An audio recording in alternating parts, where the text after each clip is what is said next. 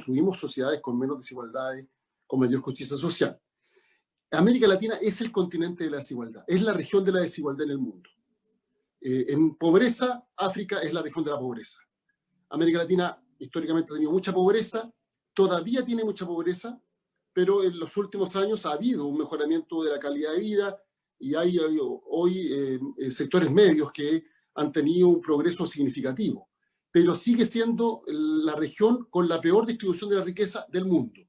Hay excepciones, situaciones de países que están un poco mejor, como Uruguay, pero si uno ve los grandes números, en general, somos lamentablemente la región de la desigualdad. Y algo que para quienes somos de izquierda y progresistas sin duda nos debe generar por lo menos una preocupación, la necesidad de impulsar iniciativas que nos permitan construir sociedades con mayores grados de igualdad, con más justicia social. Los gobiernos progresistas, el ciclo de gobiernos progresistas que hubo en América Latina hasta hace un tiempo, ahora estamos en un ciclo distinto, sin embargo representaron una luz de esperanza con políticas públicas muy eficientes, tendientes a reducir la pobreza y no disminuir de manera significativa la desigualdad, pero por lo menos iniciar una senda en ese sentido, con niveles de progreso para nuestros países que nunca se habían visto. Un ciclo que además prácticamente copó todo el continente, salvo contadas excepciones, con gobiernos de izquierda de distintas características y de distinta naturaleza, algunos más radicales, otros más moderados, pero todos obviamente comprometidos con valores y principios que son compartidos por todos nosotros. Y ahora tenemos un ciclo conservador, nuevamente, salvo excepciones, que sin duda que se ha traducido también en un deterioro de la calidad de vida y, por cierto, también en un retroceso respecto de los avances que habíamos estado impulsando anteriormente. Hago un paréntesis, de todas maneras, a los gobiernos progresistas les tocó navegar con un viento favorable, que fue lo que se llamó el ciclo dorado de los commodities, particularmente el crecimiento de la economía china, que generó condiciones para un crecimiento sostenido en nuestro continente. Terminado ese ciclo, obviamente se generó una situación económica muy compleja, incluso con cuadros de recesión en algunos de nuestros países. Y la pandemia obviamente significa o representa un desafío enorme, porque después de la pandemia vamos a tener un continente con más pobres, con más pobreza y con más desigualdad. Y por tanto, sin duda que es una situación muy preocupante, sobre todo ante políticas públicas, como el caso chileno, que han sido claramente ineficientes y con una falta de voluntad real del gobierno para proteger adecuadamente a las personas cuando se tienen, en nuestro caso, herramientas. Chile tiene ahorro, tiene capacidad de endeudamiento y, sin embargo, el gobierno de Sebastián Piñera, bajo la lógica neoliberal, se ha negado a utilizar esas herramientas para proteger adecuadamente a las personas en el contexto de crisis, algo que dista con lo que el año 2009 hizo la presidenta Bachelet cuando tuvimos que enfrentar lo que se llamó la crisis subprime, en que efectivamente el Estado actuó con mayor celeridad. Ahora, la pregunta es, ¿por qué somos la región más desigual del mundo? Yo creo que es una pregunta que tenemos que plantearnos para efectos de establecer iniciativas y políticas públicas que sean eficientes para generar, obviamente, un marco de relaciones sociales distintas que no estén centradas precisamente en las enormes desigualdades. Hay factores recientes, particularmente las reformas neoliberales impulsadas a contar de mediados de los 70, en cada país ha sido distinto el tiempo, pero de ahí en adelante, y con especial énfasis en los 80 y los 90, que han generado obviamente una precarización significativa del trabajo y, por cierto, mayores niveles de concentración. Y tenemos, por tanto, en nuestro continente dos fuentes de generación o de acumulación de riqueza que superan con creces a otras fuentes de acumulación y generación de riqueza. La primera es la explotación intensiva de materias primas y la segunda son las privatizaciones. Si uno analiza las grandes fortunas del continente, se da cuenta que hay un elemento fundamental en alguno de estos dos elementos. Explotación intensiva de materias primas, sin valor agregado muchas veces, y privatizaciones. Eso es lo más reciente. También las reformas neoliberales, a la cual yo hice mención, que se impulsaron precisamente a contar de los mediados de los 70, en el caso chileno, en otros países los 80, los 90, que tienen dos casos paradigmáticos, quizás los más relevantes, la dictadura de Pinochet en el caso de Chile y las reformas que impulsó Menem en Argentina, y que se tradujeron en lo que ya he señalado. Y un tránsito de las burguesías nacionales que adhirieron históricamente a lo que se denominó el capitalismo de Estado hacia unas posturas propiamente neoliberales, que hoy día son las hegemónicas precisamente en los sectores dominantes de nuestra sociedad y particularmente en las grandes burguesías nacionales. Y esto obviamente ha generado desigualdad de niveles extremos, y por eso somos la región más desigual del mundo. Pero además, yo creo que hay un elemento cultural, y disculpe que me desvíe un poco, pero que dice relación con las características de nuestro proceso de colonización. Creo que la colonización de América Latina por España y Portugal y la forma en la cual se desarrolló representa un elemento cultural atávico que dice relación con la forma de acumulación de riqueza. Esta influencia cultural se mantiene presente hasta el día de hoy. Hago un contraste. La colonización británica en el norte de América fue una colonización de familias. La colonización portuguesa y española fue una colonización masculina, en donde se colonizaba el territorio. Era parte del Reino Unido el territorio que estaba habitado por una familia británica. Era parte del Imperio Español o el Imperio Portugués, donde se clavaba una bandera y se señalaba que todo el territorio se integraba al Imperio Portugués o al Imperio Español. Bastaba con que España llegara hasta el centro de Chile o el centro de Argentina y señalara que sus dominios llegaban hasta Tierra del Fuego, independientemente que no hubieran españoles en Tierra del Fuego. Y eso, por tanto, genera una forma de colonización distinta. Y el segundo elemento es que esta colonización masculina que generó mestizaje, obviamente, se basó en una forma de generación de riqueza que fue la encomienda, la entrega de tierra a un colono con mano de obra barata o esclava, indígenas o esclavos posteriormente traídos desde África. Eso genera una forma de acumulación de riqueza y por tanto nuestras oligarquías responden a un patrón cultural, que es el rédito de corto plazo con poca innovación. Y eso está presente hasta el día de hoy. Y es parte del cambio cultural que tenemos que generar. El que hemos señalado, la pandemia representa un desafío enorme. Y para el progresismo también representa una oportunidad de poner sobre la mesa lo que son nuestras visiones y particularmente nuestras convicciones. Porque la pandemia, en primer lugar, ha revelado la importancia de lo público, el rol del Estado para proteger a las personas, que va en contra del paradigma neoliberal. En segundo lugar, el sentido de comunidad, que somos parte de una comunidad que tiene, y en tercer lugar, esto es lo más importante, que actuar con un valor de solidaridad en que todos nos tenemos que cuidar. No solo tenemos que cuidarnos a nosotros mismos, sino que tenemos que cuidar a los demás. Especialmente en una pandemia que es especialmente peligrosa, incluso mortal, respecto de determinados sectores de la población. Por ejemplo, los de edad más avanzada.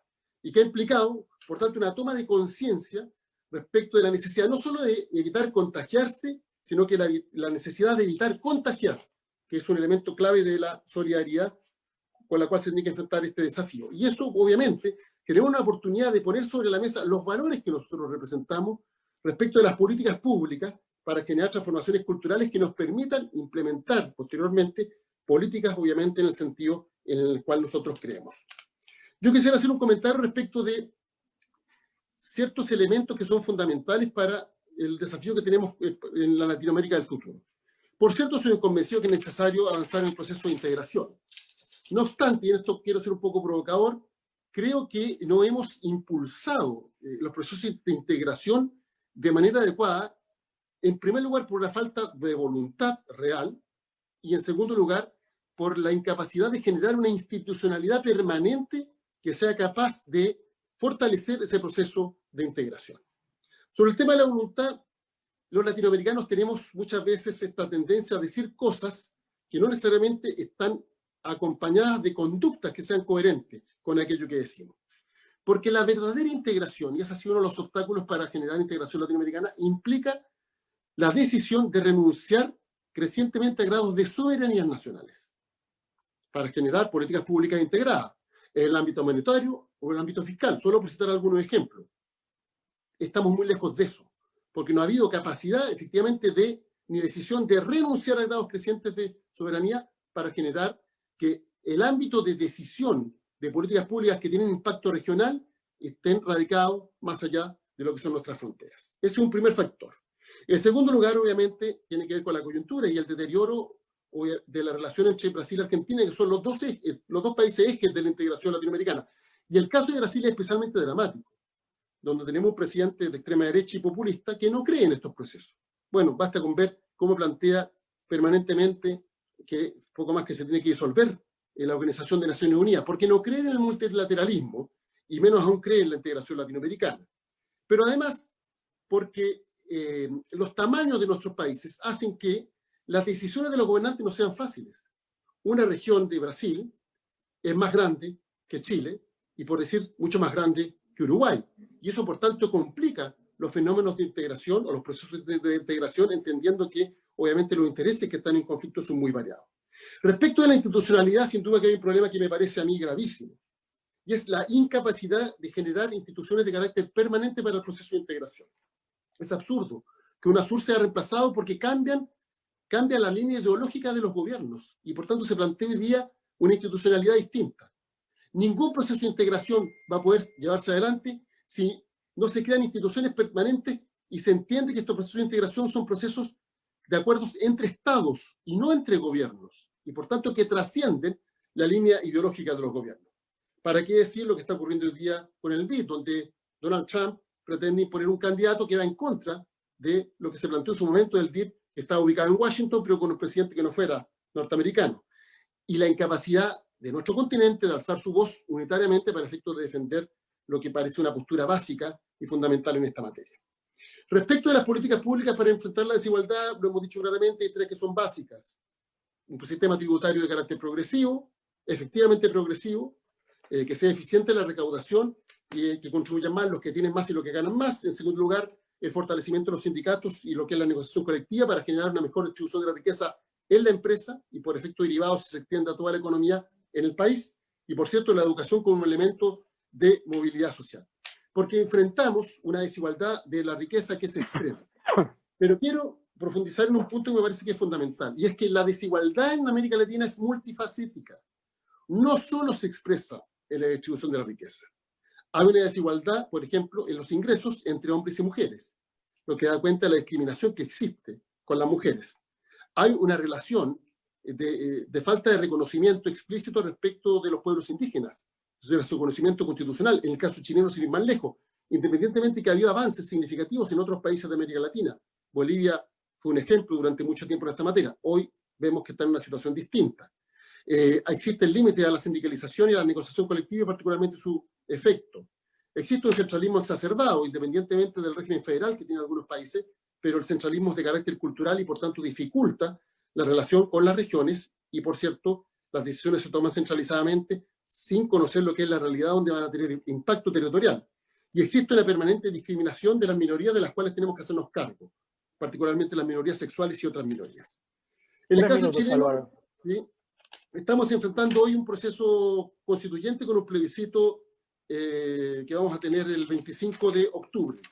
Sobre esto, bueno, basta señalar que lo que ha habido en Chile es un alzamiento contra lo que fueron las modernizaciones, entre comillas, impuestas por la dictadura de Pinochet y que la democracia no fue capaz de desmantelar por el marco constitucional, que es una camisa de fuerza impuesta precisamente en dictadura para neutralizar la voluntad soberana.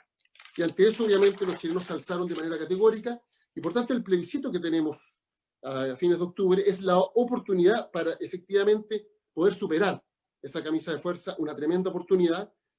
Obviamente, en el contexto de pandemia no va a ser fácil motivar la participación popular, pero todos los estudios de opinión indican que va a haber un amplio triunfo de la opción apruebo y la opción convención constitucional, que quedará una asamblea constituyente, que es la que hemos planteado los sectores progresistas. Y termino con un punto que me parece fundamental, y es que hoy estamos enfrentando a lo que podríamos denominar son los fenómenos de neofascismo, de extrema derecha, que combinan las dos principales corrientes de la derecha del siglo XX y las dos corrientes más peligrosas y dañinas. El fascismo, por una parte, todos sabemos cómo terminó la historia del fascismo en Europa, con la Segunda Guerra Mundial, y el costo que significó para Europa y para el mundo, obviamente, ese proceso. Y por otro lado, el neoliberalismo. Y hoy lo que vemos es liderazgos populistas que combinan ambos elementos fascistas y elementos neoliberales. Algo que sería contradictorio, porque obviamente el fascismo originario está muy distante de lo que es el neoliberalismo, particularmente su visión de Estado y su visión corporativista. Pero hoy confluyen en una propuesta política común cuyo máximo representante en América Latina y probablemente en el mundo es, lamentablemente, el presidente de Brasil, Bolsonaro. Pero tenemos que tener presente que este no es un fenómeno fácil de enfrentar, porque hay una diferencia entre los populismos de derecha y los fascismos del siglo XX. Al fascismo no le gustan las elecciones y no le gusta la democracia. A los populistas neofascistas le encantan las elecciones, pero le carga la democracia. O bien, les gustan las elecciones cuando las ganan, porque plantean ideas, entre comillas, populares, pero obviamente no les gusta la democracia en cuanto a la forma de ejercer el poder. Y cuando empiezan a perder elecciones, les dejan de gustar las elecciones. Creo que hay que estar muy alerta respecto a este fenómeno, que se expresa en la extrema derecha en Europa, que pensamos que estaba lejos de América Latina cuando se expresó con Donald Trump en Estados Unidos, y que lamentablemente ha llegado hasta nuestra región. Y creo que tenemos que generar una unidad amplia de todas las fuerzas progresistas para enfrentar esta amenaza para la democracia, para los derechos humanos y, por cierto, para las ideas que nosotros representamos. Y por eso expreso mi preocupación con lo que ocurre hoy día, por ejemplo, con la democracia boliviana y, por cierto, con los males que está padeciendo Brasil. Expresamos nuestra solidaridad con ambos